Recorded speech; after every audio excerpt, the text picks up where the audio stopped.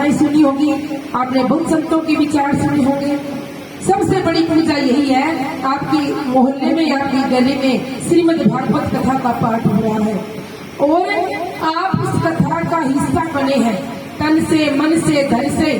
और आप यहाँ आकर के सेवा कर दोगे। छोटा सा पंडाल है, कोई यहाँ झाड़ू लगा रहा है, कोई यहाँ पर चद्दर झड़का रहा है, कोई यहाँ पर जोतपत्ती सब बर्तन साफ कर रहा है, कोई आकर के प्रसाद की सेवा कर रहा है, कोई आकर के जूते चप्पलों की थोड़ी देख रेख कर रहा है। इससे बड़ी और कोई सेवा नहीं है। आप ये सोचेंगे 3-4 औरतों ने कथा करवाई है तो हमें तो बस जाकर सुनना है। ठीक है, आप सुनने आइए, लेकिन अगर आकर के यहाँ परिक्रमा देंगे, वेद परिक्रमा कर्म सब छूटे, ये सुख पंचम निस्तिर लूटे।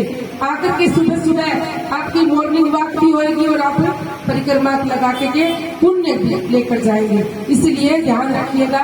और आज पवित्र दिन एकादशी भी है और आपके इस गली में श्रीमद् भागवत कथा का ये दूसरा दिन बड़ा अच्छा लग रहा है। तो आज कल जैसे हमने कथा में मंगलाचरण किया, सबसे पहले मंगल करण अमंगल हानि।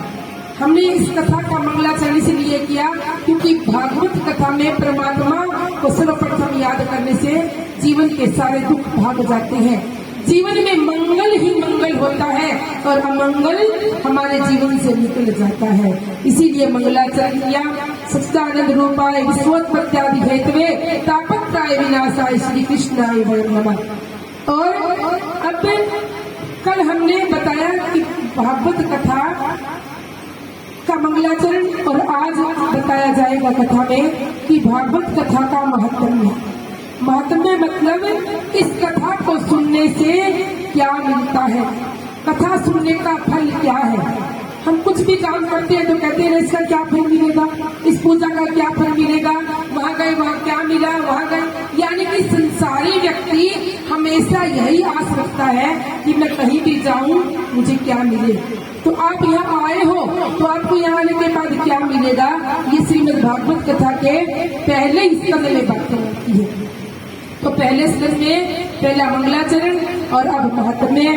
तो नैमिषारण्य क्षेत्र है और नैमिषारण्य क्षेत्र उत्तर प्रदेश में बहुत सुंदर स्थान है, बहुत बढ़िया। अभी हम कुछ दिन पहले वहां होकर आए थे। नैमिष मतलब जहाँ जाकर हमारा मन का सारा विष जहर निकल जाए और जहाँ जाकर के आनंद ही आनंद, सुख ही सुख मिले हमारी आत्मा को, ऐसा नैमिषारण्य क्षेत्र है। उस क्षेत्र में सौनक आदि ऋषि 18,000 ऋषि वहाँ बैठे हुए हैं और सूत जी महाराज उनको ये कथा सुना रहे हैं।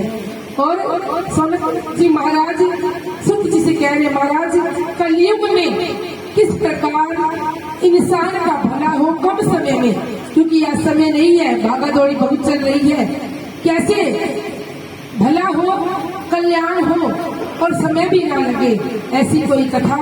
तो सूत जी महाराज कह रहे हैं, हे सौनकादि ऋषियों, ये श्रीमद् भागवत कथा ही एकमात्र संसार में भवसागर से पार करवाने वाला है और मुक्ति दायनी देने वाला है।